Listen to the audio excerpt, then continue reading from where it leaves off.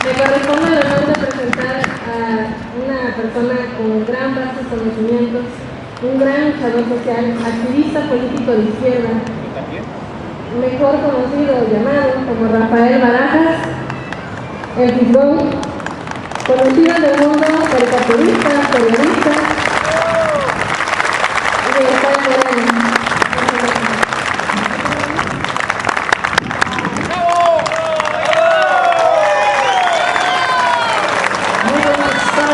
Compañeros, quisiera, si me permiten, me gustaría hacerles una primera encuesta. Les voy a pedir por favor que levanten la mano todos aquellos que conocen a una persona que haya tenido que salir de México en busca de empleo. Levanten la mano, por favor. Ah, mira, están todos. Muy bien. Levanten la mano, por favor, todos aquellos que viven en un hogar en el que para mantener esa casa necesitan trabajar 2, 3 o más personas. Levanten la mano, por favor. Todos, muy bien. Levanten la mano todos aquellos que viven en un hogar en que una de las personas que trabaja ha perdido un derecho o ha sido despedida en los últimos 10 años. Levanten la mano, por favor. ¡La mayoría! Muy bien. Levanten la mano todos aquellos que han sido asaltados o sufrido un robo en los últimos 10 años. Levanten la mano. Muy bien. Pues ya tengo el resultado de mi encuesta, compañeros. El resultado es que están ustedes bien fregados. Ahora, quiero decirles una cosa, este resultado, esta situación que ustedes están viviendo, ustedes bien lo saben, no es la que tumbó en México durante décadas. Esto es producto de un proyecto relativamente nuevo y que es sumamente agresivo. Hace unos años, hace 30 o 40 años, lo que privaba en México era la lógica de la Constitución de 1917. Era la lógica de un estado de bienestar. Había un acuerdo para que los mexicanos pudiéramos crecer y pudiéramos ir progresando poco a poco. En este acuerdo, en este estado de bienestar, había varios supuestos que eran claves. Se suponía, entre otras cosas, que todos los mexicanos teníamos derecho al trabajo. Se suponía que teníamos derecho a la seguridad social. Se suponía que teníamos derecho a un mínimo de bienestar. Se suponía, entre otras cosas, que el Estado nos garantizaba el bienestar a los mexicanos. Y esto implicaba que para podernos garantizar el bienestar a los mexicanos, el Estado tomaba en sus manos algunos sectores, primero tomaba en sus manos el control de la economía y sobre todo fundaba empresas paraestatales en sectores que eran claves dentro de la economía. Así pues, como la electricidad era importante, se fundaron empresas como Comisión Federal de Electricidad, la Compañía de Luz y demás. Y como el petróleo era fundamental para la economía mexicana, se fundó Petróleos Mexicanos. Yo quiero decirles que bajo este estado de bienestar, a los mexicanos no nos iba mal, o no nos iba tan mal como hoy. Los mexicanos llegamos a crecer a un ritmo del 6% anual, 7% anual y hasta 8% anual del Producto Interno Bruto. Esto en la década de los 60s y los 70s. Sin embargo, de repente estos señores decidieron que había que cambiar las cosas y nos propusieron todo un nuevo modelo económico, que es el modelo neoliberal. ¿Cuáles son los presupuestos de este modelo? Este modelo camina básicamente sobre 3 lógicas. La primera lógica es que hay que darle todas las facilidades a los dueños del dinero. Nosotros sabemos que si les das todas las facilidades a los dueños del dinero, a quien vas a beneficiar primero es a ellos. Segundo principio del modelo neoliberal es que hay que firmar tratados de libre comercio. Hay que abrir la economía del país a la economía internacional. Y entonces firmamos un tratado de libre comercio con Estados Unidos y con Canadá. Y el tercer presupuesto de estos señores es muy claro, que es que hay que privatizar las empresas del Estado. Porque según ellos, el Estado no sabe administrar y solo los privados saben generar de veras riqueza. Nosotros ya hemos visto cómo operan estas cosas. Ya hemos visto cómo los tratados de libre comercio, lejos de beneficiar a la economía mexicana, lo que ha hecho es beneficiar a la economía de Estados Unidos y sobre todo a la economía de las multinacionales gringas. Nosotros sabemos cómo funcionan las privatizaciones. cada vez que quieren privatizar una empresa, hacen exactamente lo mismo. En primer lugar, buscan llevarla a la quiebra, la administran mal, y eso lo pueden hacer muy bien, porque ellos son los que administran. Entonces, primero quiebran la empresa, y ya que la quebraron, lo que hacen es que la sanean, la limpian, le meten inversión y se la entregan a quien se la privatiza. Si nosotros revisamos lo que han hecho estos señores, vamos a ver que el proceso de, digamos, de destrucción del estado de bienestar ha sido un proceso largo, ha sido un proceso lento, ha sido un proceso paulatino y ha sido un proceso muy bien pensado. Han ido paso por paso y cada uno de los presidentes en cada uno de sus sexenios ha hecho su trabajo. ¿Qué hizo Miguel de la Madrid? Miguel de la Madrid hizo los primeros pequeños cambios. Lo primero que hizo fue que metió a México al GATT. Y al final de su también hizo pequeñas privatizaciones, Cerros El Juguito y todas esas cosas, empresas poco importantes. Y al final de su sexenio lo que sí hizo es que aplicó un plan de choque neoliberal salvaje que básicamente consistió en congelar salarios y liberar precios. Y después vino Salinas de Gortari, y todos sabemos lo que ha hecho Salinas de Gortari con la industria. Él firmó el Tratado de Libre Comercio, él lo negoció y lo firmó. Y él hizo las primeras grandes privatizaciones. Él privatizó la banca, él privatizó Teléfonos de México y en todo su sexenio hizo también una política de contención salarial. Una de las cosas que hicieron desde el sexenio de Miguel de la Madrid es desorganizar a los trabajadores. Ustedes lo saben, han ido desmontando sindicato por sindicato y han ido corrompiendo líder por líder, dirigente por dirigente. Así han hecho y así han ido desorganizando al pueblo de México. Y lo mismo hicieron con las organizaciones campesinas. Y después pues vino Ernesto Zedillo, y Ernesto Zedillo también hizo su trabajo. Él echó a andar el Tratado de Libre Comercio y Ernesto Zedillo también privatizó ferrocarriles, privatizó aerolíneas, privatizó aeropuertos, privatizó puertos, privatizó jubilaciones y pensiones y también inició la privatización del sector energético a través del sector eléctrico. Y después llegó el sexenio de Vicente Fox y Vicente Fox también hizo su tarea. ¿Qué hizo Vicente Fox? Aceleró la privatización del sector energético. Concretamente es una propuesta de reforma petrolera entregó toda una serie de contratos riesgo a las empresas españolas que generaban energía eléctrica. Y después vino Felipe Calderón. Y otra cosa muy importante que hizo Vicente Fox, él firmó lo que él llamó el Tratado de Libre Comercio Plus, el Tratado de las Américas, que es un tratado que ya considera que México es parte de la zona estratégica de Estados Unidos. Después vino Felipe Calderón y también hizo su tarea, hizo la reforma LISTE, impulsó una reforma energética que tuvo que negociar a la baja porque ahí sí nos movilizamos, y también aceleró la entrega del país, por ejemplo, a lo que es la estrategia de seguridad de Estados Unidos. ¿Cómo lo hizo? A través de la política de guerra contra las drogas. No hay que hacerse ilusiones. La política contra la guerra contra el narcotráfico es claramente un acto intervencionista de Estados Unidos. Es un trabajo a través del cual Estados Unidos intervino en México y a través del cual intervino militarmente el país, y es también una estrategia contrainsurgente muy clara. Donde se mete la guerra contra las drogas, es muy difícil hacer otro tipo de insurgencia, hacer otro tipo de movimientos. Entonces las reformas que faltaban eran las más profundas, las más impopulares, las más agresivas para el grueso de la población mexicana. ¿Cuáles eran?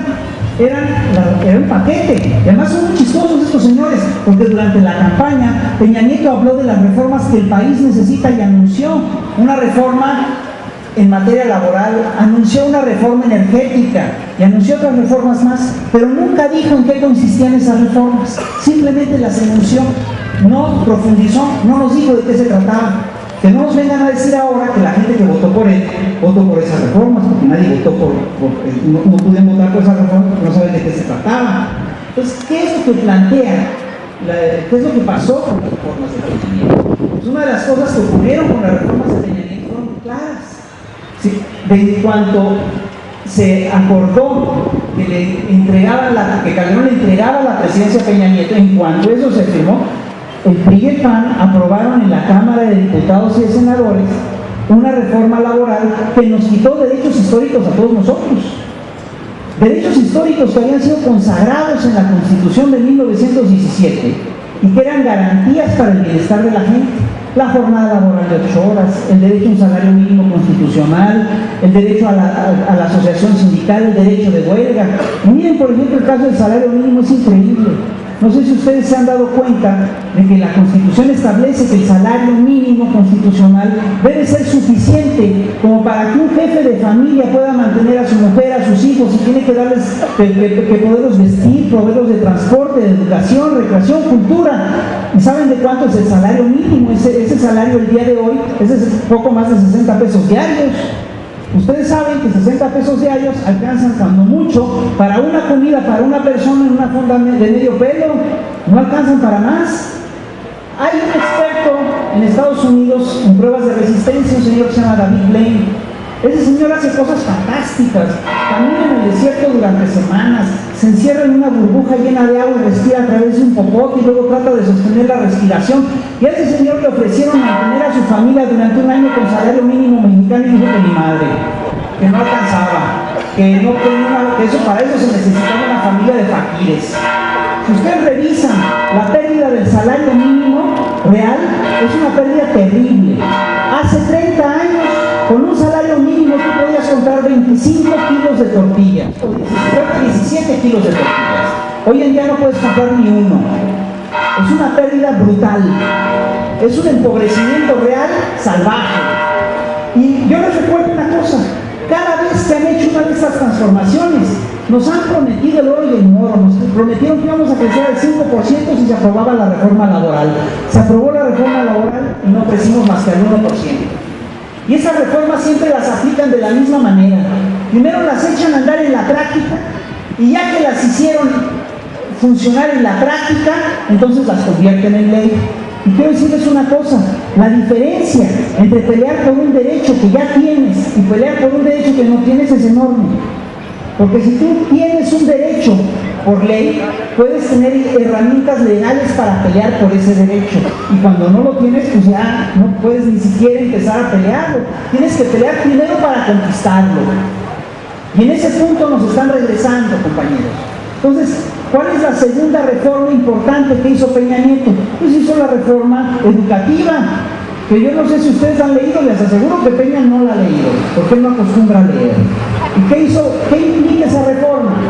Esa reforma, si ustedes la leen, van a ver que de educativa no tiene nada. Los planteamientos que hay en esa reforma son exclusivamente planteamientos laborales. Esa reforma es el complemento de la reforma laboral aprobada en diciembre.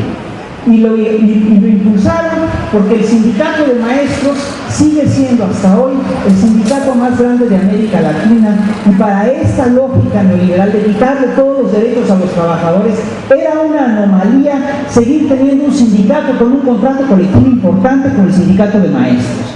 Y eso es a lo que se abocaron. Esa reforma básicamente está destinada a destruir el contrato colectivo de los maestros y a quitarle a los profesores el único gremio que estaba organizado, que quedaba más o menos funcionando con un sindicato, aunque muy corrompido, pero para quitarle a ese sindicato los derechos laborales que tenía. Y luego, pues vino, bien lo sabemos, la joya de la corona, que es la privatización energética. Me voy a permitir hacer un recuento también muy breve de cómo han ido privatizando el petróleo paso a paso, sexenio por sexenio, y verán ustedes que ha sido una privatización totalmente pensada. Este ha sido un proceso absolutamente planificado desde hace 30 años. Todo empezó cuando en la década de los 70, cuando las multinacionales petroleras se dieron cuenta de que México era un país petrolero que prácticamente no exportaba y que le iba muy bien explotando su petróleo. Y estos señores en unos editoriales del New York Times y del Washington Post dijeron que ese era un mal ejemplo para el mundo. Entonces, lo que hicieron fue, primero, pedirle a México que se abriera a la venta del petróleo internacional, y esto lo hicieron durante el sexenio de López Portillo. Fue el gran debate que se dio entre Roberto Castillo y Díaz Serrano, entonces director de Pemex. Y finalmente México se abrió a la venta masiva de petróleo extranjero. Y luego vino Miguel de la Madrid. Y Miguel de la Madrid realmente hizo poco trabajo en relación a esto. Una de las cosas que hizo fue de quitar toda una serie de productos que estaban en la petroquímica secundaria y por decreto presidencial dijo que ya no eran petroquímica secundaria, que eran otra cosa. Y con esto empezó a desmantelar una de las bases de la industria petrolera mexicana, que es la industria petroquímica. México, ustedes lo saben, era un gran productor de petroquímica secundaria. Producíamos para exportar. Exportábamos mucha petroquímica secundaria. Después de estas transformaciones dejamos de exportar. Y entonces, ¿qué siguió? ¿Por qué de la Madrid, primero, por qué de la Madrid no pudo hacer más reformas en petróleos? Porque al final de cuentas se encontró con una oposición sindical. El sindicato petrolero que manejaban Joaquín Hernández Galicia, Barragán Camacho y compañía, José Sosa, no era un sindicato que a mí me gustara, pero era un sindicato nacionalista y patriota. Era un sindicato que sí defendía el petróleo de los mexicanos. Y se lo dijeron a De la Madrid. Fue José Sosa el que le dijo en Los Pinos a De la Madrid o en Palacio Nacional: si Pemex se pierde el país. Si Pemex pierde México y pierde usted, señor presidente. Y entonces y sabemos por referencias petroleras, por referencias de todo tipo, que la quina y el sindicato petrolero no apoyó la candidatura presidencial de Carlos Salinas de Gortari. Y eso Carlos Salinas de Gortari lo tomó como una ofensa personal. Y una de las primeras cosas que hizo Carlos Salinas de Gortari fue lanzarse contra esa dirección, no porque fuera corrupta, porque era nacionalista. ¿Y qué es lo que hicieron en la historia de la quina? La historia es fantástica, ustedes la deben de recordar. Agarraron un cadáver del Servicio Médico Forense de la capital, lo metieron en una hielera, se lo llevaron en avión hasta Ciudad Madero, lo tiraron por encima de la barda de la casa de la quina, tiraron por encima armas de uso exclusivo del ejército, se metieron a la casa de la quina y ¿qué creen que encontraron? Un cadáver de armas de uso exclusivo del ejército. Y con eso lo acusaron y lo metieron a la cárcel durante más de 10 años. Aquí, señores, y a partir de eso, Salinas hizo otras transformaciones que fueron muy salvajes. La primera es que decidió dividir a Pemex en 5 grandes corporativos. Y una de las cosas que hizo es que mandó al corporativo que mandaba los dineros, que manejaba los dineros, que es Pemex International, lo mandó fuera de México. Y la consecuencia que eso tuvo fue muy clara. La consecuencia que eso tuvo es que ya ni siquiera el Congreso pudo auditar las finanzas de Pemex. Y a partir de ahí hicieron lo que quisieron con el dinero del petróleo. Y después vino Ernesto Zedillo, que empezó a hacer su reforma energética y que propuso su reforma petrolera, etcétera, que hizo sus concesiones. Y después vino Fox, que dio los contratos riesgo y que también hizo su propuesta de reforma energética. Y después vino Calderón, que también hizo su reforma energética. Y ahora la reforma energética que acaban de aprobar en diciembre es una reforma de gran calado.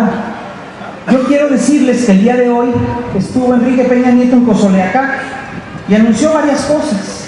Anunció una inversión histórica en Pemex de 357,000 millones de pesos. Una inversión que hace mucho que no hacían. Porque quiero decirles una cosa: a lo largo de todo este proceso, estos señores hicieron absolutamente lo posible y lo imposible por quebrar a Petróleos Mexicanos. Y les voy a dar un ejemplo muy claro. En tiempos de López Portillo, cuando Valí Jaime estaba dirigiendo Petróleos Mexicanos estaba estable. No había prácticamente corrupción. Y por cada peso que Pemex pagaba de impuestos, le metían $1 de inversión. Y Pemex ahí la llevaba, no tenía problemas. En tiempos de Salinas esto ya había cambiado. Por cada peso que le metían a Pemex de inversión, le sacaban 5 de impuestos. Eso quiere decir que le estaban saqueando. Y en tiempos de Fox, esto ya llegó al colmo, porque por cada peso que le metían, le sacaban otros 50, con el agravante de que el peso que le metían no era completo. Le metían 13 centavos, lo endeudaban por 87 y le sacaban otros 50. Perdóname, eso es saqueo. Eso es claramente saqueo. Ustedes saben que Pemex va a pagar hasta el 99% de sus ingresos en impuestos. No hay empresa que aguante este régimen. Y estos señores dicen, bueno, pero ¿de dónde querían que sacáramos el dinero para invertir en Pemex? Pues de Pemex. Si sacan el 40% del presupuesto de ahí, ¿por qué no sacan para reinvertir en Pemex? Si es la gallina de los huevos de oro, lo menos que tienes que hacer es nutrirla. Pero estos señores, ¿qué es lo que hicieron a lo largo de todo este proceso? Hicieron una cosa muy clara. Es decir, le quitaban dinero a Pemex, pero le dejaban de cobrar impuestos a los hombres más ricos de la nación.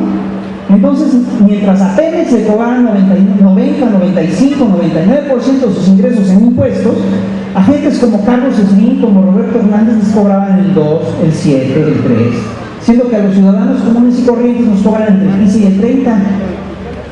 Es un proceso de saqueo el que se vivió en esta empresa.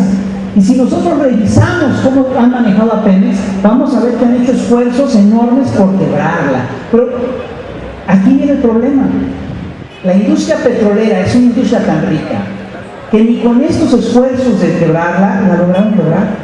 A esto, hay que agregar todo el trabajo de corrupción que hicieron al interior de Pemex desde el sexenio de Salinas hasta el sexenio de Calderón, poniendo el énfasis en el sexenio de Vicente Fox, donde los hermanitos Riboniesca fundaron una empresa que se llama Oceanografía y que se convirtió en una Pemex paralela a la paraestatal.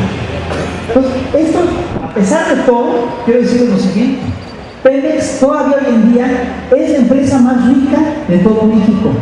Todas las demás grandes empresas de la bolsa no juntan lo que junta Pemex en ganancias netas antes de impuestos.